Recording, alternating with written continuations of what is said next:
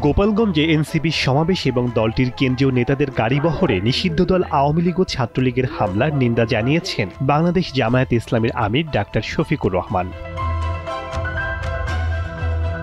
বুধবার তার ব্যক্তিগত ফেসবুক আইডিতে লিখেন, গোপালগঞ্জে কি হচ্ছে? গোপালগঞ্জ তো বাংলাদেশেরই অংশ। যতদূর জানতে পেরেছি, এনসিপির নেতৃবৃন্দ স্বাভাবিক নিয়মে সর্বপর্যায়ের প্রশাসনের সঙ্গে পূর্ব থেকেই আলাপ আলোচনা করে তাদের কর্মসূচি বাস্তবায়নে সহায়তা চেয়েছেন। এটি তাদের রাজনৈতিক অধিকার। কিন্তু এখন যে অবস্থা এসে দাঁড়িয়েছে, কার্যত মাঠে আইন শৃঙ্খলা রক্ষাকারী বাহিনীর কোনো উপস্থিতি লক্ষ্য করা যাচ্ছে না।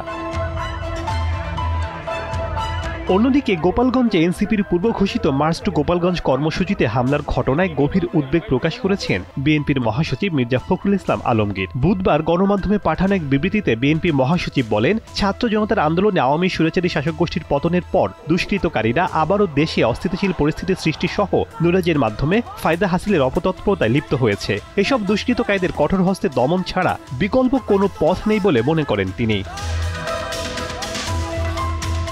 এদিকে পূর্ব ঘোষিত মার্চ টু গোপালগঞ্জ কর্মসূচিতে হামলার ঘটনায় জরুরি পদক্ষেপ নেওয়ার আহ্বান জানিয়েছেন ইসলামী আন্দোলন বাংলাদেশের আমির মুফতি সৈয়দ মোহাম্মদ রেজাউল করিম। এক বিবৃতিতে নাহিদ, সার্জিস, হাসনাত সহ অবরুদ্ধ নেতাদের দ্রুত উদ্ধারে জরুরি পদক্ষেপ এবং তাদের নিরাপত্তা নিশ্চিত করার দাবি জানান তিনি।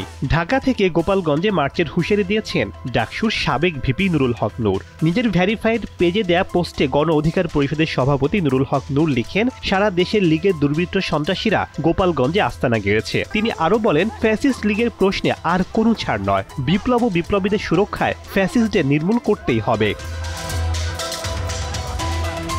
এদিকে গোপালগঞ্জে জাতীয় নাগরিক পার্টির সমাবেশ ঘিরে হামলা ও সংঘর্ষে এখন পর্যন্ত 4 জন নিহত হয়েছেন। এ অবস্থায় জেলার আইন শৃঙ্খলা পরিস্থিতি নিয়ন্ত্রণে আনতে বুধবার রাত 8টা থেকে পরদিন বৃহস্পতিবার সন্ধ্যা 6টা পর্যন্ত গোপালগঞ্জে 22 ঘন্টা কারফিউ জারি করা হয়েছে।